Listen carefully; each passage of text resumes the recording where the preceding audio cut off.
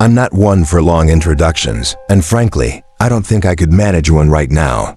My nerves are shot. To protect myself and everyone involved, I'll use aliases and omit certain details. What you're about to read is the truth, or as close to it as I can safely share. Call me Whitley.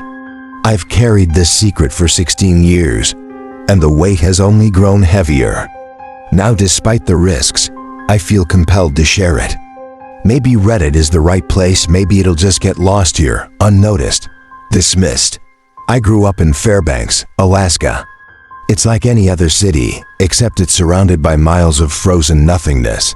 At 18, like so many others, I joined the military. By 2002, I was stationed at Fort Wainwright. The post-9/11's military was a strange place. It was a time of paranoia, like a wounded beast licking its wounds, watching for the next attack. Security was tight, and every anomaly was treated like a potential threat. March 13th, 2002. That's the day it all began. Radar detected an object entering Alaskan airspace, then crashing in the Yukon Flats Wildlife Refuge. It was my unit's job to investigate. They called it a search and rescue mission, but from the start, something felt off. We were ordered to gear up like we were heading into a war zone. The mission was led by one of the highest-ranking officers at the base, Hatfield. Why send someone like him to the middle of nowhere for a plane crash? The helicopter ride was tense. 2 choppers carried our team, Hatfield, myself, and a few others in one, with the rest in the second. Hatfield was usually calm and composed, but as we approached the crash site, his demeanor shifted. When we crested the final ridge, we saw it. A massive, cylindrical object, dark gray and burning in the snow. It was about the size of a 747, but had no wings, no visible propulsion system. It wasn't a plane. Dobbs broke the silence. That's one big-ass plane. Hatfield's glare shut him up instantly. Yeah, he growled. I wish it was a plane. As we landed, the air grew colder, heavier. The flames cast eerie shadows across the snow. This wasn't a rescue mission. Whatever we'd found, it wasn't meant to be seen by anyone. And that's when the real nightmare began. It became clear to all of us what we were really here for. None of us spoke it out loud, but we all knew. We followed Hatfield's orders, but there was an unspoken understanding that hung heavy in the air. The silence felt suffocating, like we were walking toward something we couldn't escape. Hatfield, his voice sharp and strained, barked at us as we landed. Weapons drawn, we approached the object with a mix of caution and dread. The flames that had been licking the sky began to sputter and die, overwhelmed by the biting cold. Hatfield ordered us to stop when we were close enough, and that's when we noticed him. A man, a bystander, walking toward us with his hands raised in an odd, unsettling mix of surrender and greed. Hatfield's irritation was palpable. The man's presence seemed to disturb him more than anything else. Can you believe this? He muttered under his breath. The older man, his voice trembling with something I couldn't place, spoke up. Do y'all even know what the hell this is? Hatfield didn't even look at him, but his gaze was sharp, his lips curled into an unsettling, sarcastic smile. He shook his head slowly, almost as if he was disgusted by the man's audacity. What exactly did you see here tonight, sir? He asked, his voice dripping with condescension. The man pointed in the direction of his house, still smiling. I heard the crash. I saw exactly what you're seeing now when I came over that field. His eyes locked with Hatfield's, and his smile never wavered. For a moment, Hatfield stood there, his gaze piercing, calculating. And then, without warning, he drew his pistol. The man's face contorted in confusion, but before he could react, Hatfield shot him 4 times, the sound of each shot cutting through the cold air with a sickening finality. We all stood frozen, horrified. The truth was clear, but no one said it aloud. Hatfield had just murdered an innocent man, and it was for the procedure. Let that be a lesson to all of you who don't understand. Hatfield's voice was low, almost too calm. No one is to find out about what happened here tonight. If you're asked by your superiors, you tell them this man tragically died in a hunting accident. You understand? We all nodded, but the weight of what we had just witnessed settled like a stone in our stomachs. We'd seen the worst of humanity before, but this was something else. Hatfield's orders were clear, and we knew better than to question them. Silence hung in the air for a long moment before Hatfield broke it, his voice cutting through the stillness. Now, let's investigate the crash site. We moved forward, stepping carefully around the wreckage. The object had broken into several sections, each piece scattered across the snow. The interior of the first piece we entered felt like something straight out of a nightmare sci-fi film, but so much worse.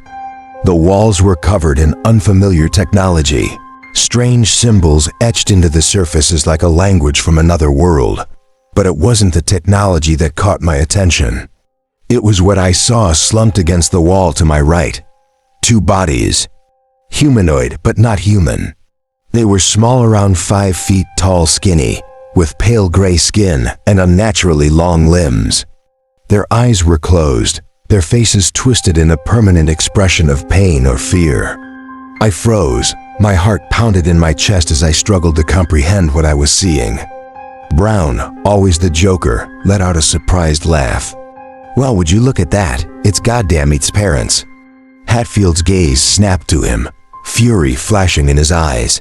"Shut the hell up, Brown." But I didn't hear him.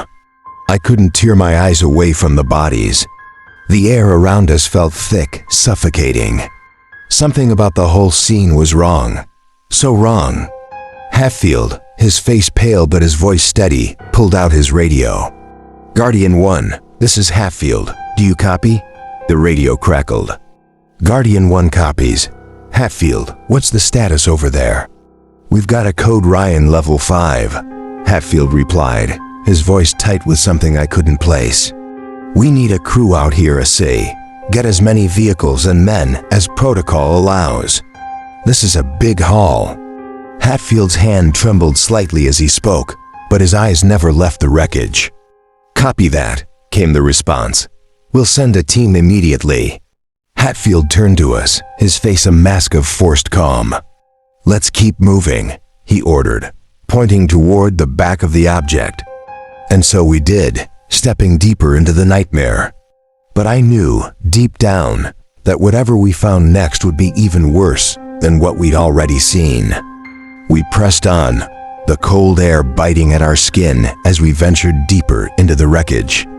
As we reached the back of the ship, the interior was shattered, broken into several sections. Both sides of the room led outside into the barren wilderness, and that's when we saw it. Another body. But something was wrong. This body, like the others, was the same type as the ones we had found in the front of the ship, pale, gray-skinned, thin. But it was torn apart, mutilated in a way that made my stomach churn. The most noticeable wound was a massive hole, like something had been shoved straight through the torso, a gaping wound that stretched from one side to the other. "Jesus Christ, what happened to that one?" Anderson muttered, his voice shaking. I could barely look at it. It looked like someone had taken a light pole and impaled the thing with it, like a javelin through flesh. But there was no time to dwell on it. Hatfield, his voice low and tense, called us over. "Come take a look at this," he said, his eyes narrowing. He was standing near a break in the ship, facing the opposite side from where we had entered. I walked over, and when I saw what he was looking at, my blood ran cold. A trail of enormous circular tracks led from the wreckage, disappearing into the nearby tree line. The realization hit me like a punch to the gut. Whatever had been kept in those cells, it had broken out. It had killed that thing in the room and escaped into the Alaskan wilderness, and we were the ones who had to hunt it down. Bradshaw and Flynn were the lucky ones. They got to stay behind and wait for the cleanup crew to arrive. The rest of us, though, we were going after it. Hatfield, Brown, and the rest of us were to track it down before it could get too far. I wasn't sure if the directive was to capture it alive or kill it. All I knew was that we were going in blind. We were hunting something that had been held captive on that ship, something that had escaped, something that could very well be worse than any nightmare we'd ever imagined. The forest was suffocatingly dark, the kind of blackness you only get when the canopy above is so thick that no light can break through. The only illumination came from the faint glow of our rifle lights as we trudged through the woods following Hatfield. He was tracking the creature's prints, and we were all on edge, aware of the danger that lurked just beyond our sight. Compared to the other men I'd served with, I had to admit, this was the most elite group I'd ever been a part of. These weren't kids, they were hardened soldiers, the best of the best. They had sent us here because they knew that whatever had crashed, whatever had escaped, was something beyond our worst fears. We were focused, professional. We had a job to do, and there would be no mistakes. It didn't take long for us to find it. The tracks led us to a massive cave, carved into the base of a nearby mountain. Hatfield drew his pistol, his eyes scanning the darkness. "On your toes, gentlemen," he said, his voice tight. "Brown, take point. The rest of you follow me." The cave was enormous, stretching deep into the earth, with several compartments branching off from the main tunnel. But none of them held much depth. We continued through the main passage until Brown stopped, his flashlight trembling in his hand. "Oh, Mother of God," he whispered, his voice barely audible. He shone his light on what we all feared to see. A grizzly bear, easily 500 to 600 pounds, slumped against the cave wall. But it wasn't the bear that froze us in place. It was the wound. A massive, circular puncture, whole identical to the tracks we had followed. The bear had been killed, torn apart in the same way as the creature in the cell. The air in the cave seemed to thicken with dread. We could almost feel it, each of us retreating into that primal, childhood fear. That thing we were hunting had walked into a grizzly's home, killed it with ease, and left it to rot. If it could do that to a bear, what the hell would it do to us? I was the one who had the misfortune of speaking the truth that was clawing at all our minds. "We gotta get the hell out of here, now." The words barely left my mouth before Hatfield shot me a death glare so intense it could have burned through my skull. "Quit being such a coward, Wallace," he snarled, his voice low and venomous. "That thing's been killing bears for centuries. It could turn them into dust with the snap of a finger. We've got a job to do, and I'm ordering you all to finish it. Any questions?" The compartment fell into an eerie silence. A silence that felt suffocating, but we knew better than to question him. We were soldiers, men, and we had a job to do. The compartment we were in, what was clearly the bear's former lair, I split off into 3 tunnels. Brown, Smith, and Wallace took the right tunnel. Anderson, Carter, and Ramos took the left. I, along with Morgan, Dobbs, and Hatfield, took the middle. We moved in complete silence, each of us lost in our own thoughts, our own fears. Sure, I had questions, but I wasn't stupid enough to ask Hatfield. We trudged through the narrow passageways until the tunnel grew too small to continue. Reluctantly, we turned back toward the compartment, agreeing that if we hadn't found anything by now, or if something had gone horribly wrong, we'd meet back up. That's when we heard it. The gunshots. The screams. Our hearts stopped. We sprinted back through the tunnel, the sound of chaos echoing in our ears. When we reached the compartment, Brown and his team were already there, waiting. "It sounds like it came from Anderson's group," Brown said, his voice tense. "Well, let's get the hell down there," Hatfield snapped, trying to mask the fear creeping into his voice. "Whitley, you're on point." I nodded, the weight of the task heavy on my chest. We moved cautiously down the tunnel, the air thick with dread. If nobody from Anderson's group had made it back by now, we all knew that something had gone terribly wrong. I was the first to see Ramos. He was slumped against the cave wall, his eyes wide with terror. He looked like he was trying to hide from something, his breath shallow. When he saw us, a look of relief washed over his face, and he motioned for us to stay quiet. But the moment Hatfield opened his mouth, it was like the gates of hell had been flung wide open. "What the hell happened out here?" Hatfield demanded. Ramos didn't have time to answer. From the darkness behind him, a grotesque, spindly appendage shot out, piercing through his body with sickening precision. The rifle lights flickered over a form I couldn't even begin to comprehend. A mass of insectoid legs, a creature so horrifying that my mind couldn't process it. No nightmare could have prepared me for what I saw. Ramos's body was flung toward us with brutal force, crashing into me and knocking me backward into the group. The next few moments were a blur. Screams, blood, the sounds of men being torn apart like ragdolls. I barely had time to register what was happening before I saw the first man try to flee. I didn't hesitate, I ran too. I took one fleeting glance back, just in time to see the creature rip into the group.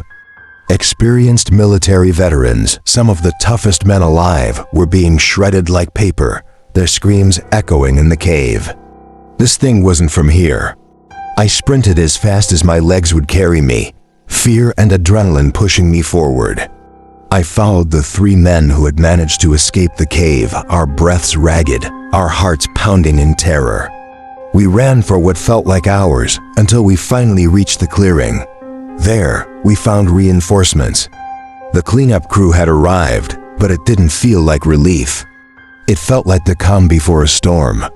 Another superior from the base was on his way to find out where our group had gone, his voice crackling through the radio. I looked at the few men who had made it out, Brown, Wallace, and myself. There had been others, but we had no idea where they were.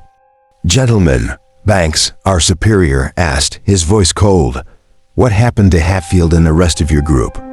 Brown's face was ashen, his mind struggling to process the nightmare we had just witnessed.